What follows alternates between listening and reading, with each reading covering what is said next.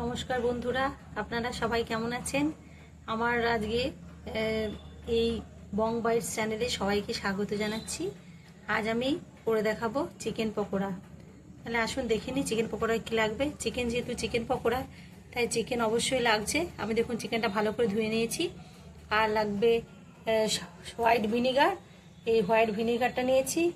আর লাগছে আদা, পেঁয়াজ, রসুন, লঙ্কা, ধনেপাতা, হ্যাঁ এটা লাগছে। আর লাগবে আপনার বেসন, অ্যারারুট। অ্যারারুটটা আমি বড় টেবিল চামচে 2 চামচ দিয়েছি, আর বেসন দিয়েছি আমি 3 টেবিল চামচ। এবার আসুন দেখে নিই কেমন করে এটা বানাই। আসুন দেখে নিই আমার চিকেন পকোড়ায় কী কী লাগবে। চিকেন পকোড়ায় লাগছে আমার চিকেনটাকে ভালো করে ধুয়ে নিয়েছি। আর এটা আমার 300 গ্রামের মতো চিকেন আছে। লাগছে আমার হোয়াইট ভিনিগার, লাগছে আদা, রসুন, লঙ্কা, পেঁয়াজ আর ধনেপাতা, আর লাগছে অ্যারারুট, বেসন। অ্যারারুটটা নিয়েছি বেশি পরিমাণে 2 টেবিল চামচ, আর বেসনটা তার থেকে একটু বেশি নিয়েছি 3 টেবিল চামচ। এবার দেখে নিই কেমন করে এগুলো করি। এখন আমি হোয়াইট ভিনিগারে সমস্ত মাংস ভালো করে ধুয়ে রেখেছিলাম, সেগুলো আমি হোয়াইট ভিনিগারের মধ্যে চুবিয়ে রেখে দেবো। এটা ডিপ করব 15 মিনিটের জন্যে। সমস্ত চিকেনটাই আমি হোয়াইট ভিনিগারের মধ্যে ডিপ করে দেবো।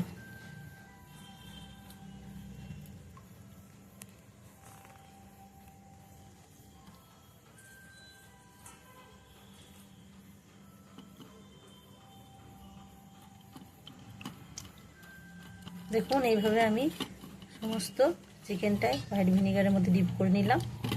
এটা আমি 15 মিনিট রেখে দেবো সাইডে। অন্যদিকে আমি যে মিক্সিতে যে মশলাগুলো ছিল সমস্ত মিক্সিতে মশলা বেটে নেব। আর যে অ্যারারুট আর বেসনটা ছিল একটা বাটিতে আমি ঢেলে গুলে নেব। এই দেখুন আমি বেসন আর অ্যারারুটটা নিয়ে নিয়েছি একটা বাটিতে। এরপর আমি এতে দেবো কসুরি মেথি, আর এটাতে পরিমাণ মতো লবণ দিয়ে দিলাম। আমি আন্দাজ মতো লবণ দিয়ে দিলাম, চিকেনে লবণ দিইনি এতে, সেজন্য লবণ আন্দাজ মতো দিয়ে দিলাম। এবার এই ব্যাটারটা আমি গুলে নেব। এখন ব্যাটারটা আমার গোলা হয়ে গেছে, ব্যাটারটা গুলেছি। এইবার আমি এই মিক্সিতে যে মশলাটা বেটেছিলাম, এই যে মশলাটা বেটে রেখেছি, এই মশলাটা এই ব্যাটারের মধ্যে দিয়ে আর একবার ভালো করে আমি ফেটিয়ে নিচ্ছি। তারপর ফিরে আসছি। দেখুন আমি ব্যাটারটা মশলা দিয়ে খুব ভালো করে মেখে নিয়েছি। এইবার যে চিকেনটা আমি ভিনিগারে ডিপ করে রেখেছিলাম, এবার এই চিকেনটা 15 মিনিট হয়ে গেছে। এইবার আমি চিকেন থেকে ভিনিগারের মতো এইটা মানে জলটাকে ভালো করে নিগড়ে নিগড়ে এই ব্যাটারের মধ্যে দিয়ে দেব। এবার এইভাবে সমস্ত চিকেনটাই আমি ভালো করে নিগড়ে ভিনিগারগুলো নিগড়ে নিয়ে এবার ব্যাটারের মধ্যে দিয়ে দিচ্ছি। আর ব্যাটারটার মধ্যে আমার যেহেতু চিকেন যেমনটা সেইভাবে লবণ দেওয়া আছে, আমি আর এতে লবণ দেব না।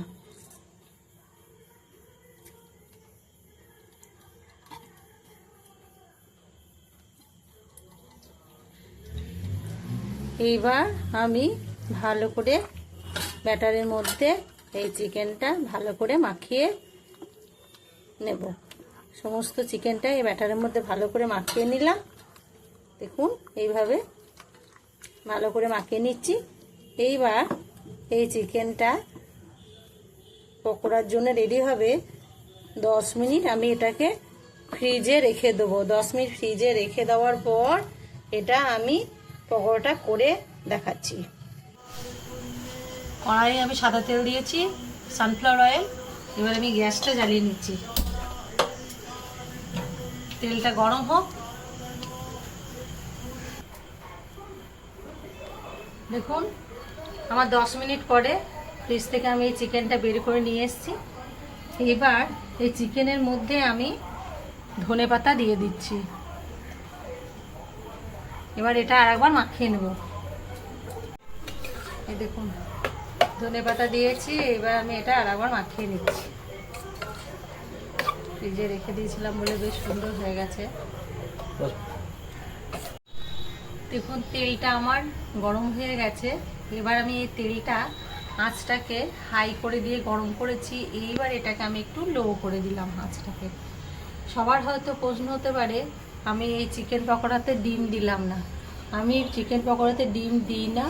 আর যদি কেউ মনে করেন যে আমি ডিম দিয়ে করব, করতে পারেন, সেটা অপশনাল, ঠিক আছে। আবার অনেকেও দেখেছি দিতে পছন্দ করেন, একটু হয়তো ঝাল বেশি দিলেন কিংবা আরও একটু লবণ দিলেন, সেটা নিজেদের টেস্ট হিসাবে দেবেন। আর কেউ যদি মনে করেন যে আমি এতে একটু খাবার সোডা দেবো, দিতে পারেন, নিজের নিজের টেস্ট অনুযায়ী সেটা দেবেন, ঠিক আছে। এবার আমি পকোড়াগুলো তেলের মধ্যে ছেড়ে দেখাচ্ছি, আপনারা দেখুন।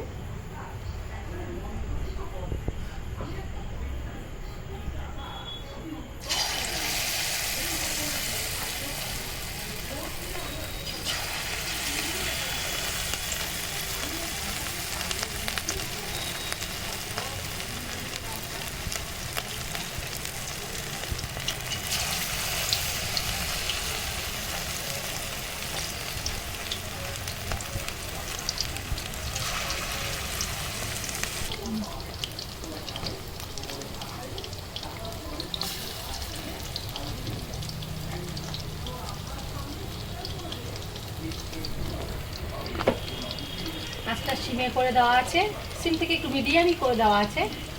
এই কারণে চিকেনগুলো আস্তে আস্তে ভিতরে সিদ্ধ হয়ে যাবে। দেখুন চুল আগে দিয়েছিলাম, একটু হয়ে গেছে দেখি, উল্টো উল্টে।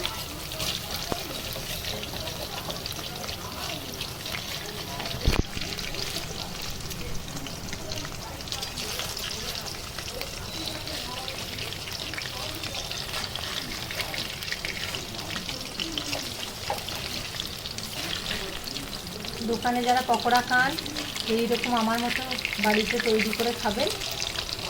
বৃষ্টি পড়বে ঝিরি ঝিরি, পকোড়া খেতে খুব ভালো লাগে, শীতকালে খেতে ভালো লাগে পকোড়া। এটা তো স্ন্যাক্স, বিকেলে চায়ের সঙ্গে কফির সঙ্গে খেতে ভালো লাগে। বাড়িতে সবাই বানাবেন, আমাকে কমেন্টসে জানাবেন কেমন লাগলো খেতে।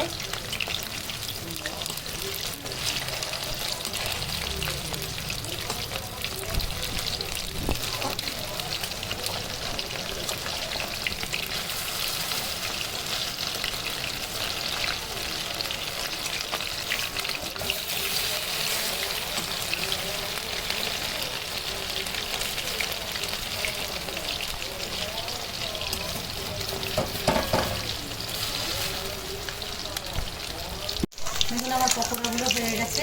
এরকম করে যখন ভাজা হয়ে যাবে, একটু ব্রাউন কালার হয়ে যাবে, জানবেন এটা হয়ে গেছে। তখন আঁচটাকে হাই করে দিতে হবে। এইবার এটা আমি এক জায়গায় তুলে নিচ্ছি।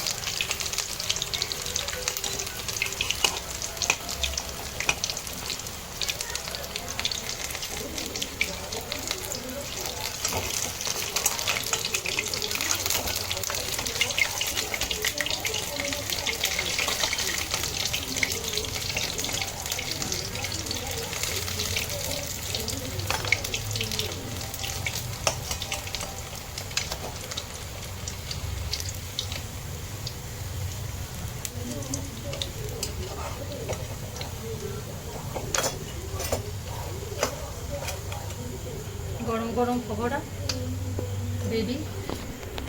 সস দিয়ে, স্যালাড দিয়ে, কফি, চা সবার সঙ্গে খুব ভালো যায়। সবাইকে ওয়েলকাম রইল, আসবেন। আমার ভিডিওটা যদি সবার ভালো থাকে, শেয়ার সাবস্ক্রাইব করে দেবেন আমার চ্যানেলটাকে, আর যাতে এগিয়ে নিয়ে যেতে পারি। সবাই আমাকে একটু সাহায্য করবেন, ঠিক আছে। আবার অন্য কোনো দিন অন্য কোনো রান্না নিয়ে আসবো। সবাই ভালো থাকবেন।